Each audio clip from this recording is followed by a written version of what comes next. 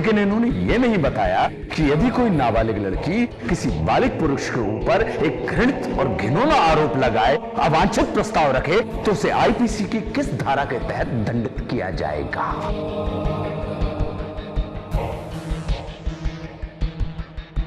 बात दंड की नहीं, न्याय की है, और मुझे न्याय चाहिए।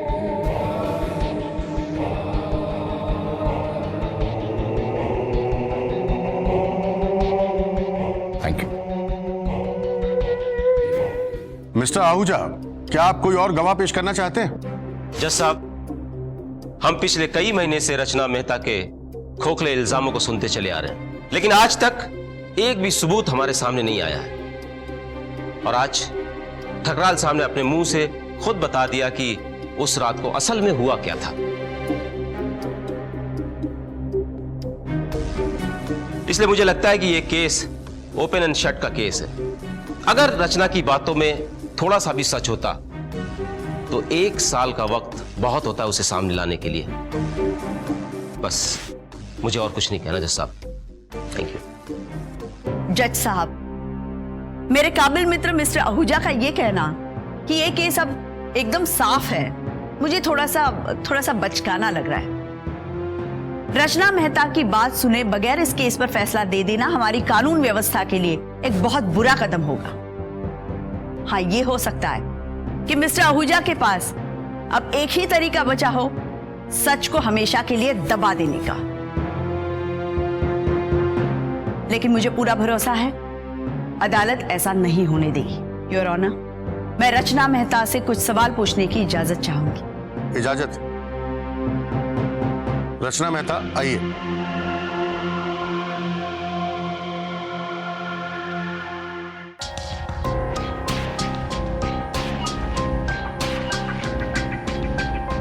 गीता पर हाथ रखकर कसम खाइए, जो कुछ भी कहूंगी, सच के सिवा कुछ नहीं कहूंगी।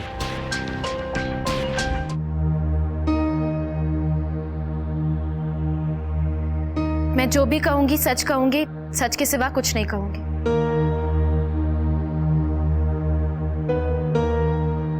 रचना मेहता, क्या तुम्हें ठीक तरह से याद है कि उस रात क्या क्या हुआ था?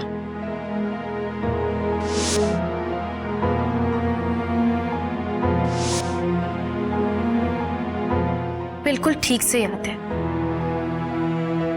अभी अभी मिस्टर केशव ठकराल ने बताया अपने नजरिए से कि उस रात क्या हुआ था। उन्होंने जो कुछ भी बताया, क्या वो सच है? एक शब्द भी नहीं। उन्होंने जो भी कहा पूरा का पूरा एक एक शब्द झूठ है।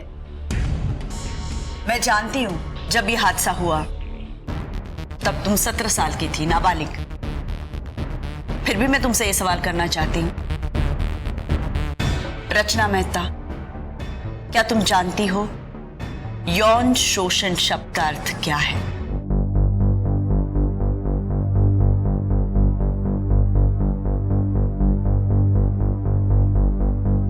हाँ, समझती हूँ। 12 अगस्त की रात तुम्हारे साथ जो कुछ भी हुआ उसे तुम यौन शोषण कह सकती हो? और अगर कह सकती हो, अगर तुम्हारा जवाब हाँ है, तो क्यों? मेरे साथ जो भी हुआ वो बहुत बुरा था। वो यौन शोषण ही था।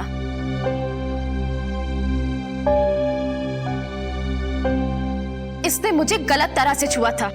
गलत तरीका? ये थोड़ा कच्चा बयान नहीं है योर ऑनर? ये जिसे गलत कहती हैं, हो सकता है वो हमारे लिए, अदालत के लिए सही हो। मिस्टर ठकराल नशे में थे। उन्होंने मुझे जबरदस्ती पकड़ा, इधर उधर हाथ लगाने की कोशिश की, मुझे दीवार पे धक्का दिया। मेरे बार बार मना करने के बाद, रुकने की भीख मांगने के बाद भी, गिड़गिड़ाने के बाद भी वो नहीं रुके। उल्टा और गुस्सा हो गए और मुझे धमकी दी। और अगर उस समय अन्नू नहीं आई होती ना, तो पता नहीं क्या हो जाता। और इनके इरादों पे तो मुझे कोई शक नहीं है, क्योंकि इन्होंने तो मुझे शुरुआत में ही कह दिया था कि मुझे अपने हिसाब से सब करने दो, वरना मैं जबरदस्ती करूंगा। और आप हिसाब से ये गलत तरीका नहीं है,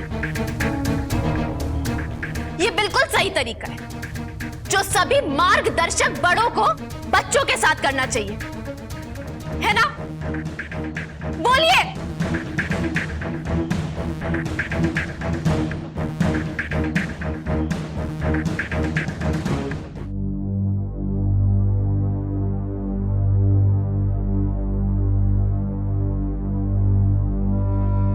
जज साहब, मुझे और कुछ नहीं पूछना है।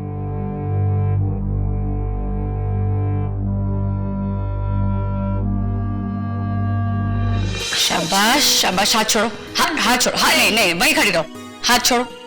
शाबाश, देख कुछ नहीं बेटा, मैं हूं ना सामने, छोड़ो हाथ। अब आराम से, आराम से, धीरे धीरे धीरे। शाबाश, देखो कितना आसान है, चल रही हो ना? अच्छा अच्छा, ऐसे ही सब ठीक हो जाएगा धीरे धीरे।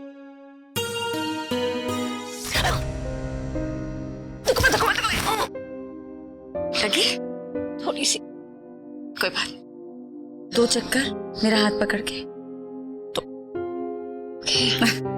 आजा, आराम से जा। गुड, पूरी तरह से ठीक हो जा, फिर अपनी पसंद के सारे काम कर लेना। हाँ मॉम, मैं कुछ करना चाहती हूँ आज, अभी। हाँ बेटा, जो तुम चाहो। अब तुम्हें कभी किसी बात के लिए मना नहीं करूंगी। बोलो क्या करना है?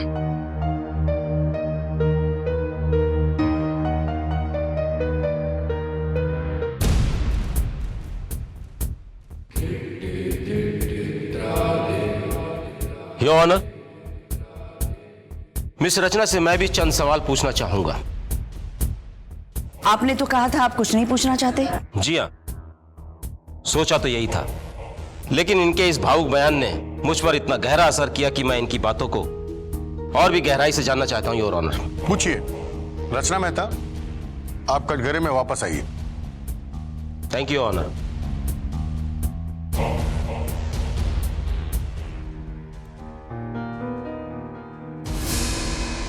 हाँ तो मिस रचना मेहता, आपके हिसाब से मिस्टर ठकराल ने आपका यौन शोषण किया और उसमें शक की कोई गुंजाइश नहीं है, वो सिर्फ और सिर्फ यौन शोषण था।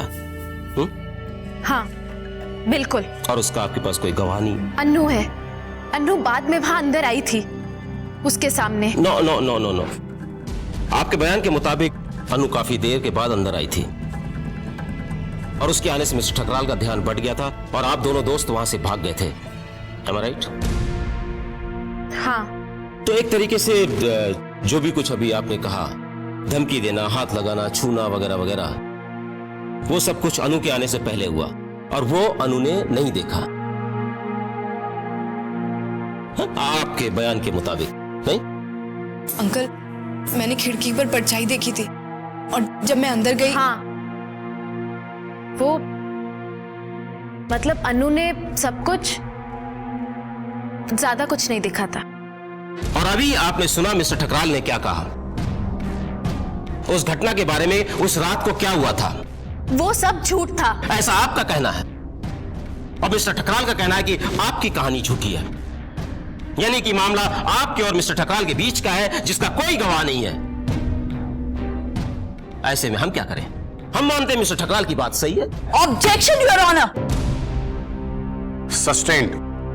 आप ऐसा नहीं कर सकते और मिस्टर आहूजा को यह भी नहीं भूलना चाहिए कि इस तरह से इन केसेस में कानून कहता है जब तक बेगुनाही साबित ना हो तो अभियुक्त निर्दोष नहीं दोषी माना जाता है। खुद को बेगुनाह साबित करने का जिम्मा मिस्टर ठकराल पर है। ठीक है, मैं अपने सवाल को दोहराता हूं थोड़ा सुधार के। रचना जी, आप हमें बताएं, हाल ही में आपके कॉलेज में भी इसी तरह का एक किस्सा हुआ था यौन शोषण का। हाँ लेकिन और उसमें आपका दोस्त सिद्धार्थ अभियुक्त है। वो निर्दोष है, उसने कुछ नहीं किया है। अच्छा, वो निर्दोष है? वैसे इस वक्त वो जेल में है, नहीं? हाँ लेकिन उसे जमानत भी नहीं मिली अभी तक, क्योंकि उसके पास अपनी बेगुनाही साबित करने के लिए कोई सबूत नहीं है।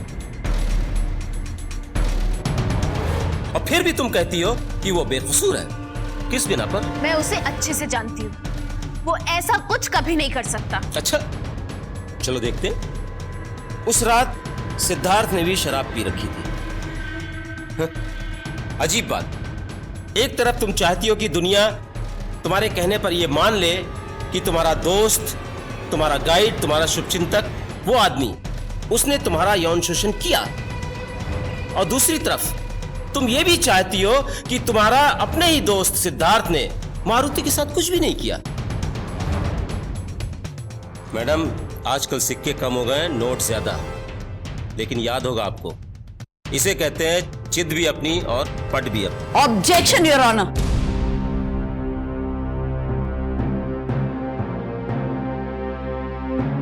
मिस्टर आहूजा किसी दूसरे केस के बारे में बात कर रहे हैं जिसका हमारे केस से कोई लेना देना नहीं है। लेना देना है योर ऑनर।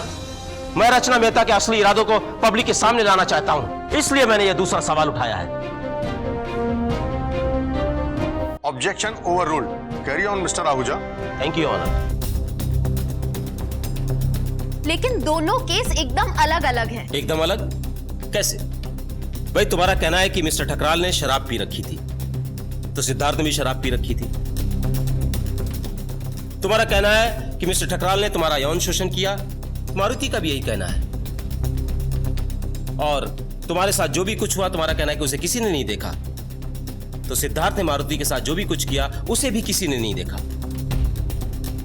तुम एक तरफ मिस्टर ठकराल के लिए सजा चाहती हो और दूसरी तरफ अपने दोस्त के लिए माफी, अपने लिए हमदर्दी चाहती हो, और उस दूसरी लड़की के लिए तुम्हारे दिल में कोई दया नहीं है। क्यों?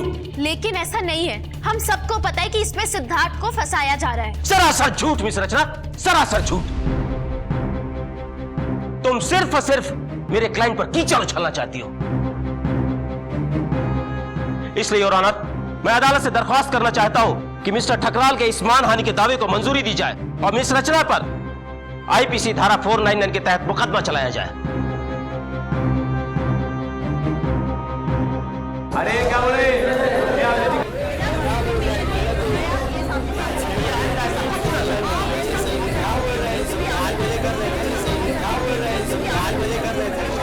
Order, order. Silence in the court.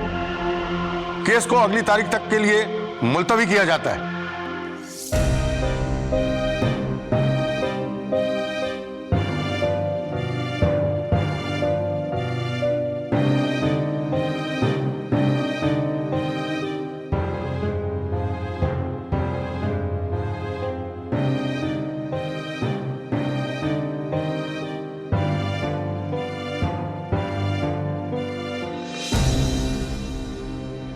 बेटा चल बेटा, कोई मिस रचना, क्या आपने ऐसी उम्मीद की थी? रचना, सिद्धार्थ के इस केस के बाद आपके विचार बदले हैं। आप क्या सोचती है इस केस के बारे में? प्लीज। आपके इल्जामों के पीछे कोई बड़ी साजिश है? रुक जाइए प्लीज। चल बेटा, आजा। अरे सर, बाद में छोड़िए। अरे नहीं, चलिए चलिए।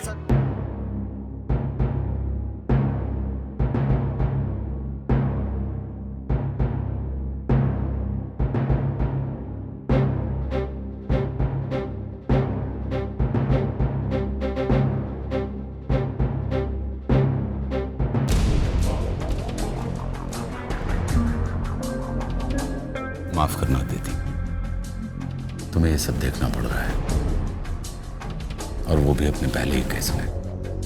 याद है, हम हमेशा तुमसे कहा करते थे कि तुम अपना पहला केस जरूर जीतोगे, लेकिन यहां तो मामला ही कुछ।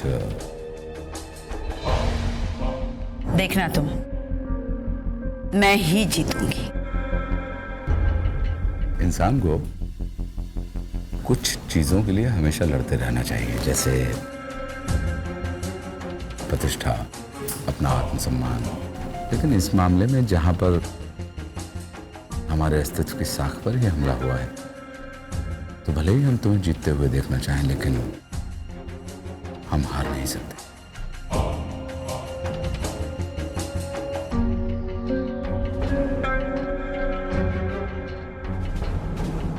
बड़े दुख की बात है कि तुम सामने वाले पाले में हो। न जाने क्यों हमें हमेशा से ही लगता रहा है कि तुम हमेशा सच के लिए लड़ते हो।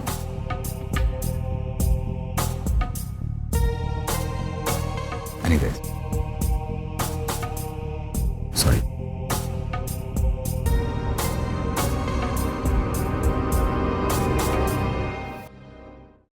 मुझे लग ही रहा था कि कुछ ना गड़बड़ तो जरूर है। वो मुझे अजीब से रास्ते पर ले गया था और फिर अचानक गाड़ी भी खराब हो गई। रास्ता इतना सुनसान था कि वापस आने के लिए कुछ और मिला ही नहीं मुझे। ये सब जानबूझकर किया था उसने। मतलब एक बार फिर धोखा हुआ है हमारे साथ। जीत तो अदालत पहुंच ही नहीं पाया। वो तो भला हो सुषमा जी का जो ऐन वक्त पे वहां आ गई, लेकिन फिर भी रचना को नहीं छोड़ा उन लोगों ने। इन सब बातों से साफ पता लग रहा है कि सिद्धार्थ का चक्कर भी इस केस में ठकराल ने इसलिए डलवाया ताकि उसे फायदा हो। बड़ी टेढ़ी अकल है उसकी। उसे मालूम था कि रचना सिद्धार्थ का साथ देगी और फिर वो अदालत में शोर मचाएगा कि देखो खुद ये गलत आदमी का साथ दे रही है। हाँ, और अब वो ये कह रहा है कि जो सिड ने किया है वही मैंने किया है। अगर सिड बेकसूर है तो मैं भी बेकसूर। वही तो, लेकिन अब हम क्या करें? सब कुछ उलझ गया है और वो वकील, उसने सारी चीजें उल्टी पुल्टी करके रख दी है। कितना घटिया आदमी था वो। लेकिन अब हम एक साथ दो केसेस कैसे लड़ेंगे? ठीक कह रही थी रचना उस दिन, मार ही डालना चाहिए उस ठकराल को।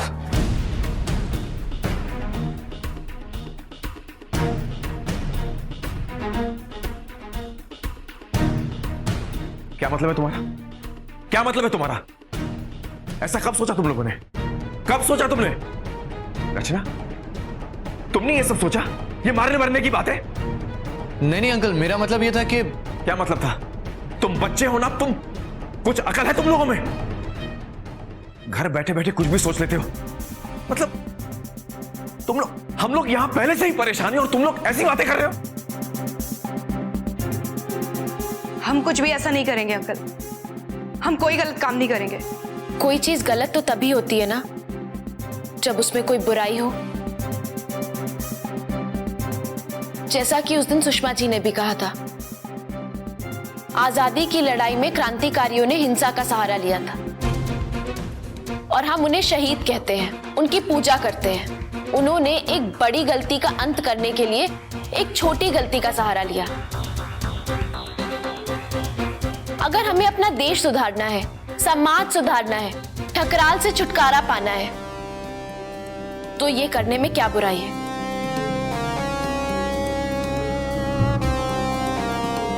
रचना सुनो, ऐसे भाव में बहकर सोचना ना ठीक नहीं है रचना। जो हो गया है उसे भूल जाओ और जो सामने है उसे ठीक कैसे करना है ये सोचो।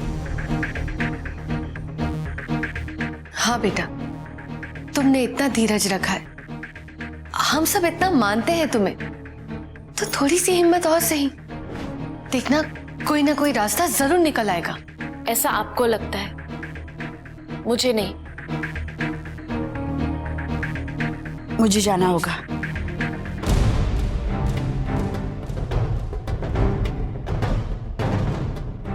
लेकिन सुषमा जी, हमें कुछ इंपॉर्टेंट चीजें डिस्कस करनी थी ना केस के बारे में। हाँ, मैं जान लूंगी, मैं जीत से जान लूंगी, लेकिन फिलहाल मेरा जाना बहुत जरूरी है।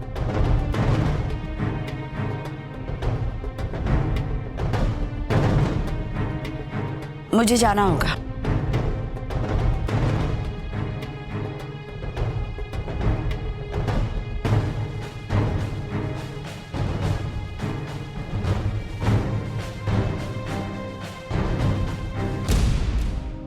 थोड़ा थम जाओ रचना, थोड़ा धीरे धीरे मेरी बेटी। मैं जानती हूँ इतनी बड़ी, इतनी जरूरी सच की इस लड़ाई में रुकना और अपने बारे में सोचने का वक्त निकालना थोड़ा मुश्किल है। मैं ये भी जानती हूँ कि एक बार एक आंदोलन पे अपना नाम लिख देने के बाद अपनी जान की फिक्र नहीं की जा सकती। क्रांति की राह तो बलिदान के ही पत्थरों को पाट के बनी है, लेकिन फिर भी सिर्फ एक लम्हा, एक छोटा सा चुपचाप लम्हा भी काफी होता है संभालने के लिए। सावधान रचना, मैं हाथ जोड़ती हूं। तुम्हें इस वक्त सबसे ज्यादा खतरा अपने आप से है।